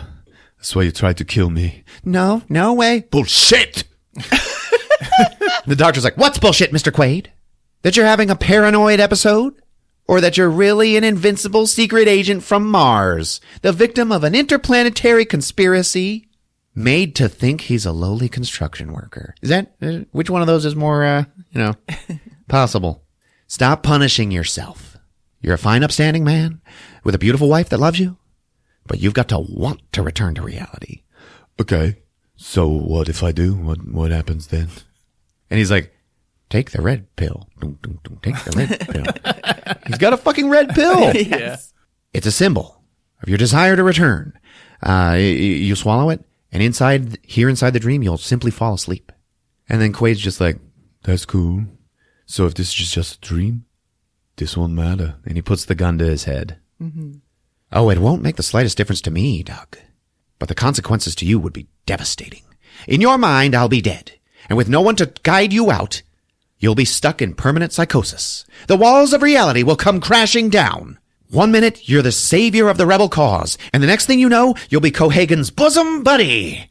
You'll even have fantasies about alien civilizations as you requested. But in the end, back on Earth, you'll be lobotomized. What about anal? Get a grip. Put the gun down. And Doug drops the gun. He's like, good. Put the pill in your mouth. And then Doug does. I know. Like, what's going on here? And then this doc just like finishes his domination of this giant steak man, and he just goes, swallow it. Go ahead, sweetheart. And Quaid's like, and then he sees a single drop of sweat go down the doctor's cheek, and he's like, okay, nope. Boom! Shoots the guy in the head. Like, what is that? Does that prove anything? You know, the sweat? There would be no other reason for him to be nervous. He just had a gun to his head. And if he wasn't really there and it was all imagined, there would be no sweat. There would be no reason for it. But he was sweating because he was scared. He was scared because there was a gun, but Quaid is making up this delusion as it goes along, so Quaid was making him sweat. You know what I'm saying? It still doesn't prove it. Well, he could be sweating because he's nervous because... He could be sweating because it's so hot on Mars, man. Everything, it's red everywhere. But he could be sweating and nervous because he really wants to help him get out of the state he's in. Yeah. Oh, yeah. He's a really good man. Like he cares. That's right. He cares that much. Swallow it. Yeah. Touché. Tough love. Well, Dr. Tough Love falls down with a hole in his forehead. And then Quaid is like, he gets down like really close to the hole in his forehead and he like spits the pill right into the hole at like point blank range. And Laurie is like, oh, now you've done it. And then boom, the wall blows open. In come the humans. And tail end Charlie. Laurie kicks Doug in the face and the nuts because that's how she rolls. That's for making me come to Mars. You know I hate this fucking planet. Downstairs, Richter and Helmet are like, okay, let's bring him down to the elevator. That's right. So, she has goons take him to the elevator, and then ding, it opens up, and there's Melina. Kills everybody. Whoa, yeah. Except fucking Lori, who dove out the way. And then the two girls fight. Wow. Yeah. Wow. Sharon Stone is like, my balls! Doug ends up, coming to or something, and he's got the gun. He shoots a knife out of her, Lori's hand. She's like, Doug, you wouldn't kill me, would you? After all, we're married. And then she tries to pull her own gun, and then boom! She takes a couple of bukkake shots from Melina.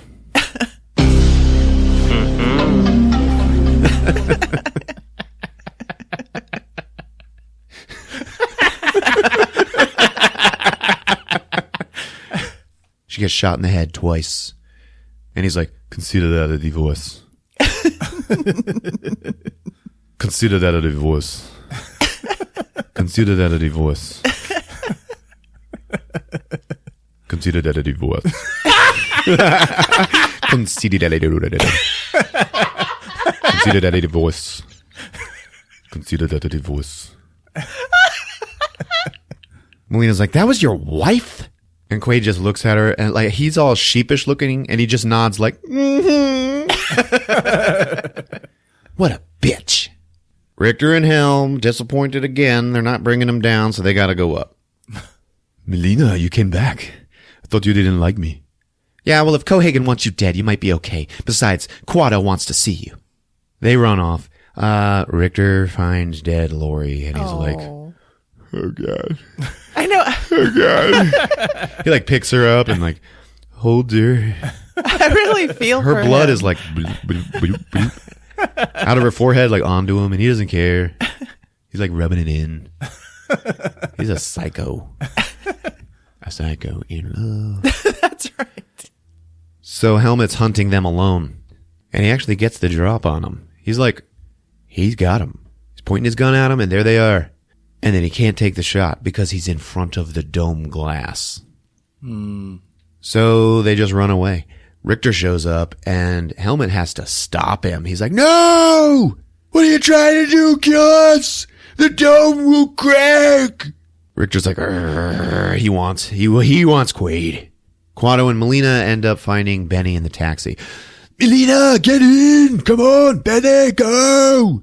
So they have a car chase. They gotta go back to the last resort. All these security guys are shooting at him. What are you trying to do to me, man? Shut up and drive! Hey, I got 5 kids to feed! They're all getting shot at, so Benny ends up with no brakes and he crashes into another whorehouse. They have to get out and run. They all three run into the last resort. And they're like, freak Uncle Hank! And Uncle Hank just like jumps up and opens a secret door and he's like, come on, come on. So now they go into these secret tunnels and, Uncle Hank shuts the door and they put a table in front of it and then they just hide it and everybody acts casual. Richter and Helmet bust in and everybody's like, oh, nothing going on here. We're all just having sex and doing, Blarcy. 3 boob lady is like, hey guys, want a party? Where is he? I don't know who you're talking about.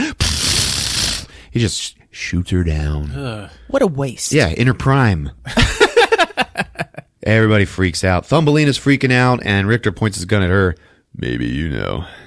And then Uncle Hank kicks his gun out of his hand. Helmet shoots him, and everybody starts freaking out. And Richter just goes, "Kill them all!" And I bet Candy really liked that part. Like he's like taking charge. He's just sentenced a whole bar to death.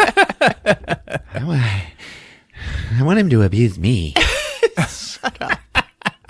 Okay, but during this fray, like all of these innocent people are being killed, and it is so funny. It happens twice in a row where an innocent woman gets shot in her boobs and dies. Oh. Like, it happens one right after the other. There's 2 of them. Boom, boom. And they just, like, their boobs explode and they just go, and fall. It's so weird. Somebody grabs Helmet and holds him still while Thumbelina picks up a knife and just goes, "Ah!" runs to him and then just stabs it into his crotch. And there's a close up of his face and he's like, "Ah!" And they did this because he just got stabbed in the dick, you know, like his life just got ruined. Yeah. And then for some reason they show him again and the knife is in his chest. Like, you never actually saw the ball stabbing, but you are led to believe that's what happened. You should watch that scene. You'll see what I'm talking about. Thumbelina picks up a machine gun, and that's a really cool little shot of her mowing everybody down. More baddies show up, and Richter gets a phone call from Cohagen. "Stop fighting and pull out." "But they have Quaid. They're protecting him." "Ah, that's perfect. Get out now. Don't think. Do it." "Yes, sir." So all the bad guys leave, and then Cohagen seals off Venusville with the big bulkhead doors, and then he turns off the fans. So there's no more air coming into Venusville. Uh-oh. I need some hot stuff, baby, tonight. Party. Low on oxygen. You get real high. In my defense, he was capable of love. Like, I can't get over that. Okay. Comment. Cut out all And that I singing. don't like abuse. That's it. That's all I have to say. Who's capable of love? Richter. Oh, okay. Yeah, there's a hauntingness about him. He's a deep man underneath his psychotic exterior. I don't think he's actually that psychotic. He's just a man with a plan. He's got a job to do. Cut out the part where she says "don't" in the middle of her sentence. "I don't like abuse." Shut up. I like abuse.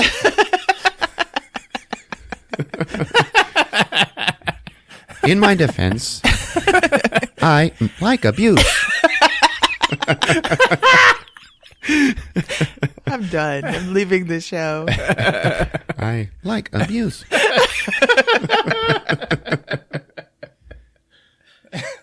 Melina, Quaid, and Benny are running through these catacombs, okay? And they see like old balls, bodies and stuff. Look, the first Martian settlers are fucking buried here, you know. Cohagen, he built cheap domes, and then he watched the kids turn into freaks. Yeah, and if you want to breathe, you have to buy his air. And Quaid, maybe you can change all that. How? Quado's going to make you remember things that you knew when you were Hauser. Like maybe you'll remember that you love me. "I don't need Quado for that." Oh. And it's like, what? Yeah. You just met her, man. He feels it. "I don't need Quado for that." Nah, he dreams about her. That's right. He loved her before he even met her. That's right. She's never spoken to him, I think, in the dreams. "Just two people on the mountaintop, and then his face gets ripped out." "I've always loved you." Anyway, he's like, "I don't need Quado for that." and she's like, what? She turns and looks at him like, since when? He's like, And then they kiss. And then guns. The rebels have found them. Come on. And the guy who's in charge of them, he's the SWAT team chief from RoboCop. Oh, Remember him? Come on, I'll even... You let him go, Mayor. I'll even throw in a blow punked. Remember that fucking asshole? Yeah. Good times. He looks at Benny. Who's this? Hey, don't worry about me, man. I'm on your side. And then he pulls his hand off because it's fake, it turns out. And then his mutant arm comes out. And it's like E.T. with like two dicks on the ends. Ooh. And they're like flexing and penile. Like that's what he was going to do with the three boob lady. You guys can't see it, but he's doing this shit with his fingers. Yeah. See?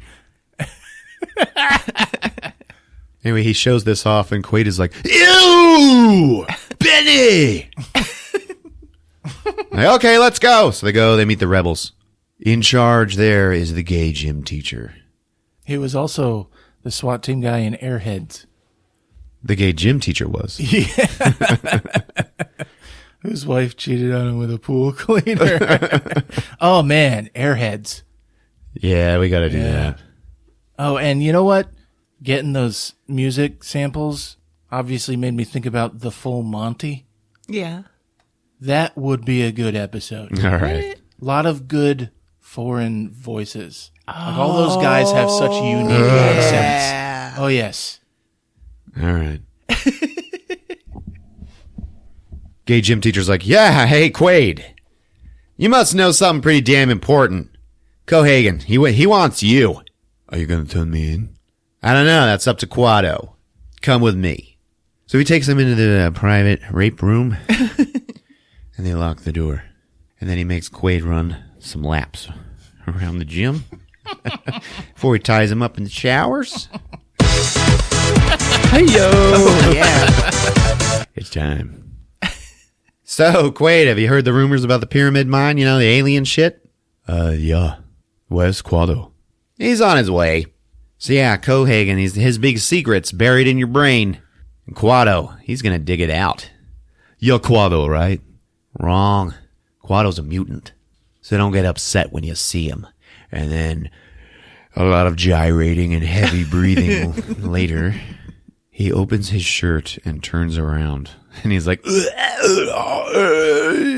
Out from the shirt you see a tiny little baby hand coming out of his belly. He turns and there is a little alien hamburger baby like growing out of his stomach. Yeah. Just a head and arms. Oh, poor baby. And he's like,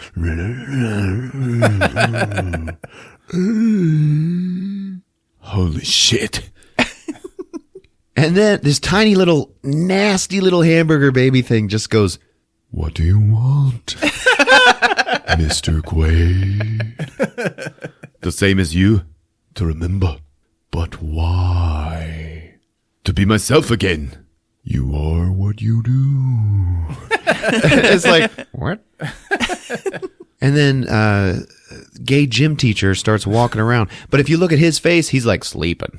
So the hamburger baby is controlling the legs, and it's just funny to see him walk across the room that way. Now please take my hand and open your mind to me. Open your mind. And the camera gets real close to his face. Open your mind. Open your mind. Open your mind. And then we just fade into the memory that's being uncovered, and we see this alien reactor down in the bowels of Mars, okay? Like in the planet's core. And we see that it's all ice, like there's a big glacier in the middle of Mars. And we see Cohagen and Richter walking across a gangway, through this reactor.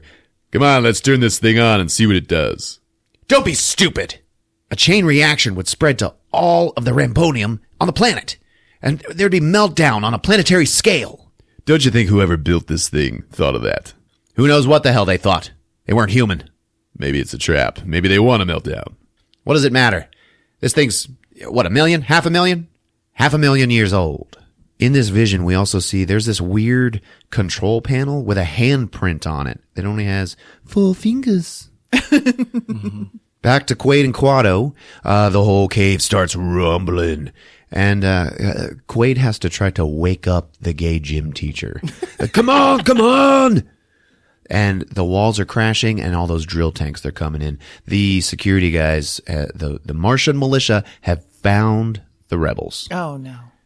So the gay gym teacher has to run with this hamburger baby, like dangling out of his belly. And it's all chaos. Everybody's got to run.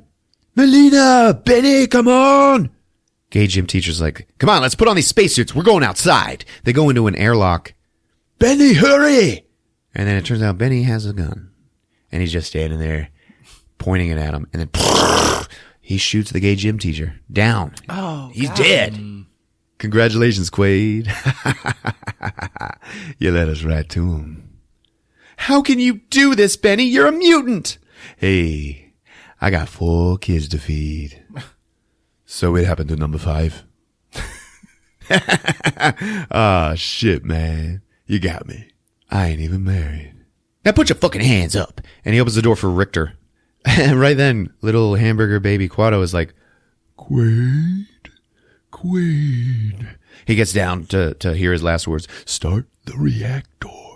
Free Mars. His head explodes. Oh. Richter shot it. Mr. Cohagen would like to talk to you. And then it just cuts to Cohagen flipping open a sheet and seeing the hamburger baby. And he's like, Jesus, no wonder he kept out of sight. Well, you're a hero, Quaid. There is no more resistance because of you. Bullshit!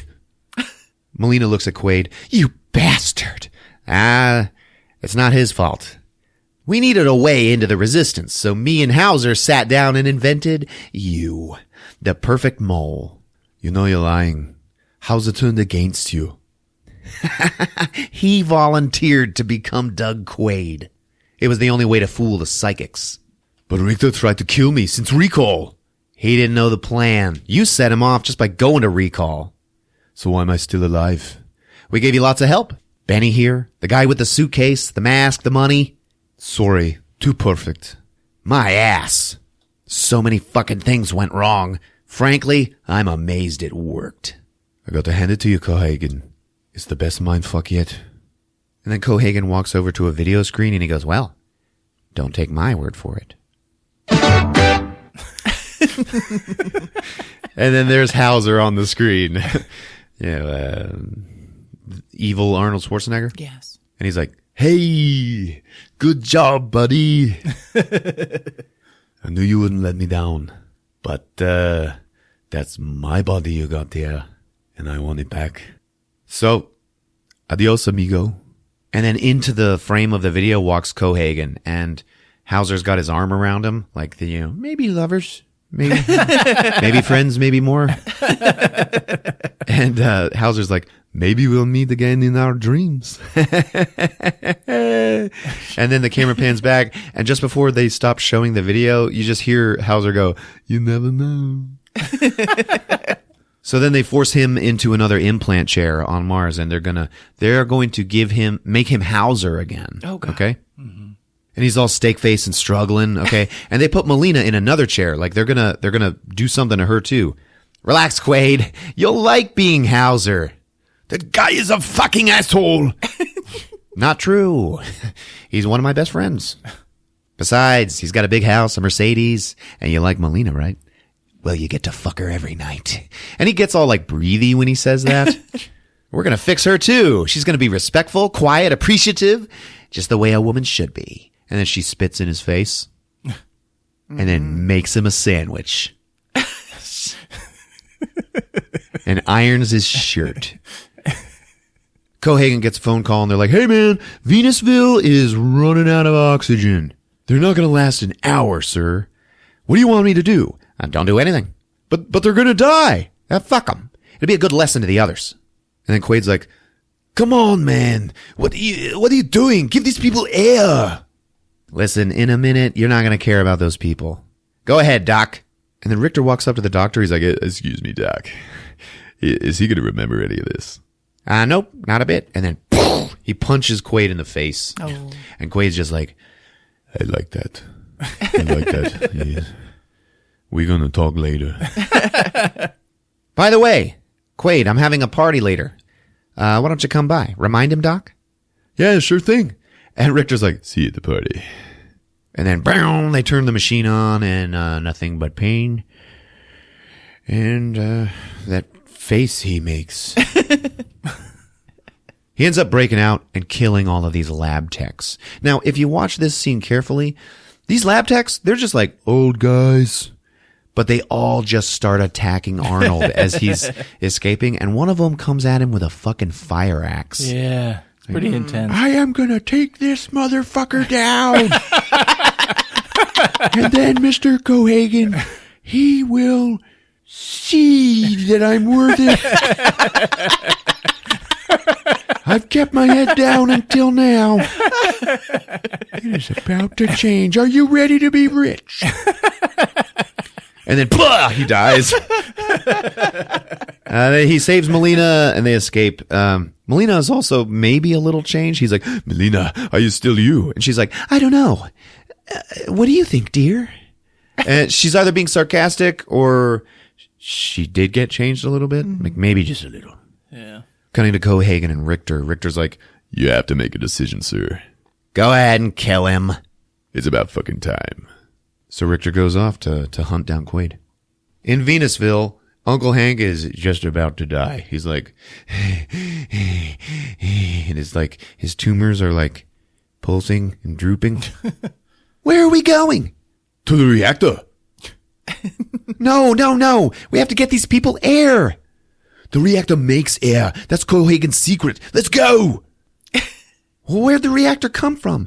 Aliens built it. And then they hit a dead end. And then they get attacked by Benny in one of those big giant drill tanks. Oh, God. Yeah. And he's like talking to him through the radio, like out the megaphone. And he's like, hey, Quaid, remember me? Benny. Benny's the name. I'm going to drill you. I'm going to grind you up, sucker. And he does. He grinds them like up against the wall. Yeah. And they're getting all bloody. Quaid picks up this big drill that you hold with like two hands.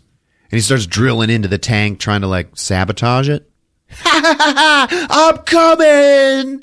And then all of a sudden it works, and he like breaks some pipe, and everything starts steaming. The drill tank stops. Benny's like, what the hell? And then Quaid goes over to the side of the tank, and he's like, Benny, here! And he just starts drilling into the side. Where the fuck are you? And then he hears the drill. He looks down, and then Quaid's like, screw you! And then shoves the drill inside, and then kills Benny with it. All right. Benny was the best character. This is terrible. He was married to that three-boobed hooker. Robo Cab Driver is the best character. Sweet Priscilla's the best character. The immigration worker was the best character. While he was attacking them, he accidentally opened the wall to the reactor in the ice caverns. So in they go. All right. The reactor looks like all like skyscraper-sized like rods hanging out of the ceiling. Yeah, some sort of nuclear reactor like inspired that look, you know? And the idea is that these rods heat up and then descend into the ice and then make air. So they're like, let's go. And they go into this hallway with all these pillars. And this is where they have their final standoff with Richter and his goons. And Quaid puts on the hologram watch. He walks into the middle of this hallway, and then everybody just starts shooting him. And he's like, ah! And he falls. And they're all like, okay, good. We got him, you guys. We can all go to the party later. And then Quaid stands up. And he just starts laughing. And then the real Quaid steps into view and just shoots all of them. Guns them all down. Mm-hmm. And Richter, he like runs for cover, and he's like, he's got a hologram. Quaid and Melina are like tossing the hologram thing between themselves. And like she like makes two of the guards shoot each other. Anyway, it ends up where it's only Richter. So he and Quaid get into the freight elevator and have a fist fight. Mm-hmm. Yep, Richter beats Quaid's ass, and then Quaid turns it around. He's throwing him and stuff. The elevator is going up and up and up. Melina missed the elevator because she was fucking around with the hologram or doing something. I don't know. Quaid ends up getting Richter hanging over the side. And Richter's like, you're coming with me. And then Quaid pulls in just a little bit, so he's holding hands with Richter while they pass the ceiling, and it cuts his arms off, and Richter falls. Damn! Quaid is still holding his arms, and he just like throws them down after him, and he's like, see you at the party, Richter! So now he's alone. And he bangs one out real quick. Just rubs it out. And then he goes and finds that handprint control thing, and he's just about to activate it when Cohagen is there. He's like, hold it! He's got a gun. What are you afraid of? Turn it on. Impossible!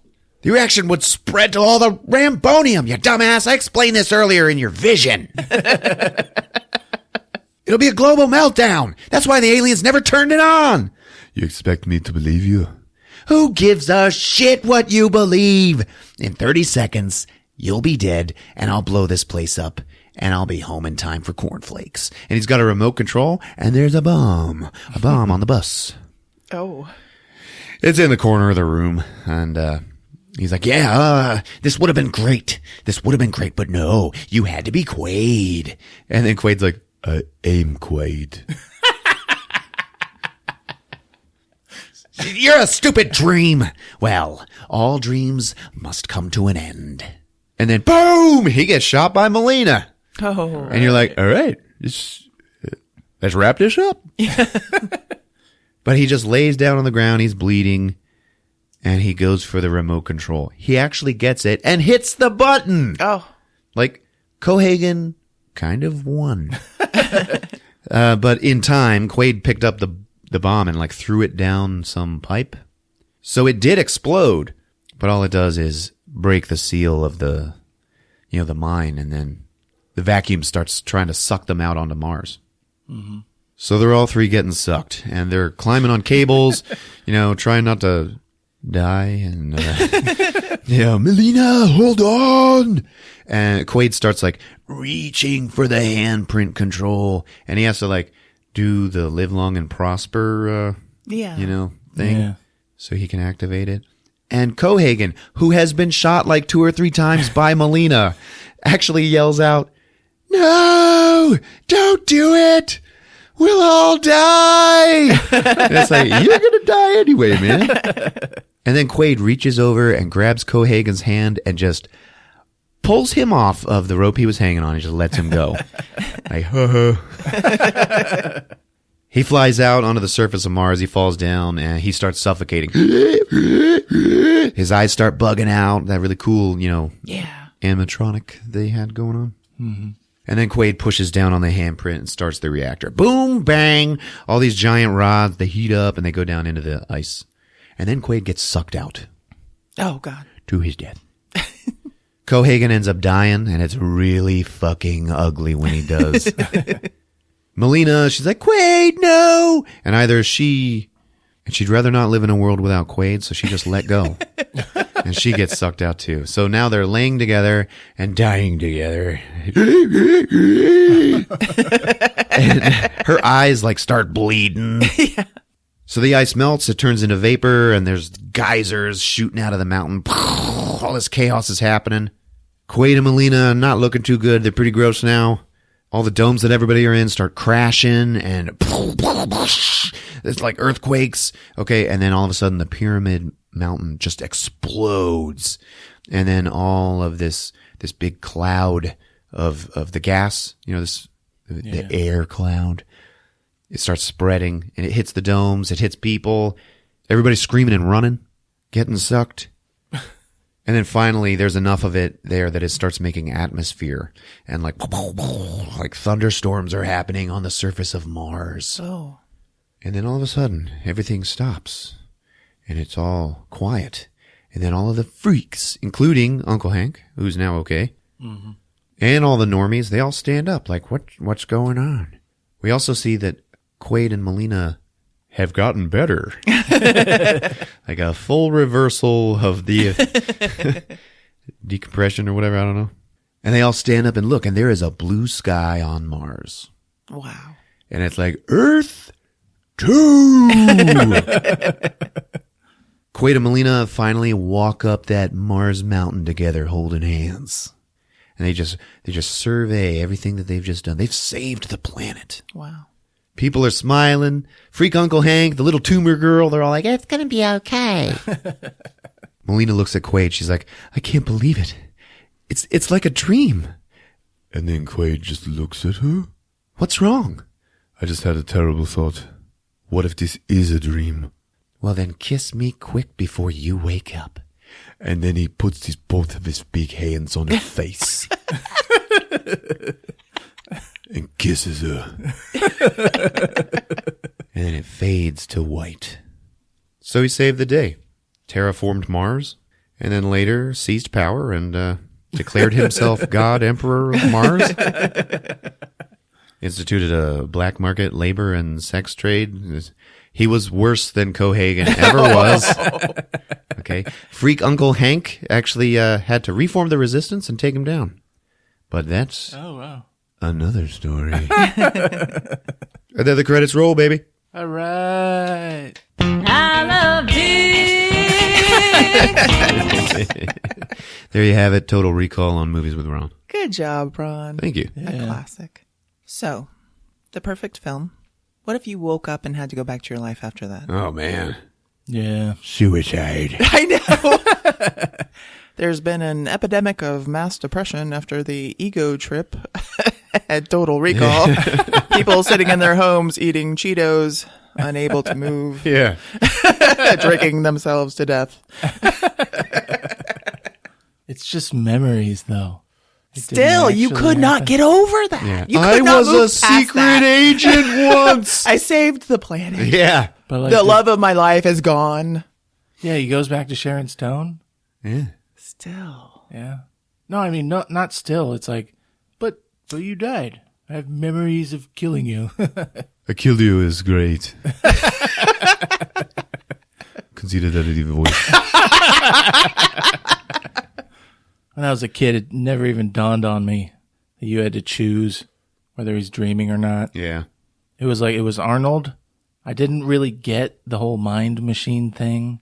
And so even to this day, like, he's not dreaming. To you? Yeah. He is absolutely dreaming. No, it can't be. It's the one comment. It's the one comment.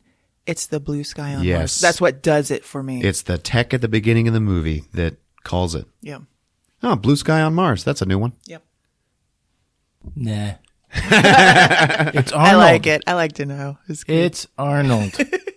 But see, They he's wrote not, him. They he's- wrote him as small and sheepish and awkward, and it was Arnold that like changed the character to like Bigger than fucking using power tools and shit, blue collar. You know, it's because it's a vehicle for Arnold. There's no possibility that he's dreaming. He's a fucking hero. Arnold can never be a normal person. There's no normal life to get back to.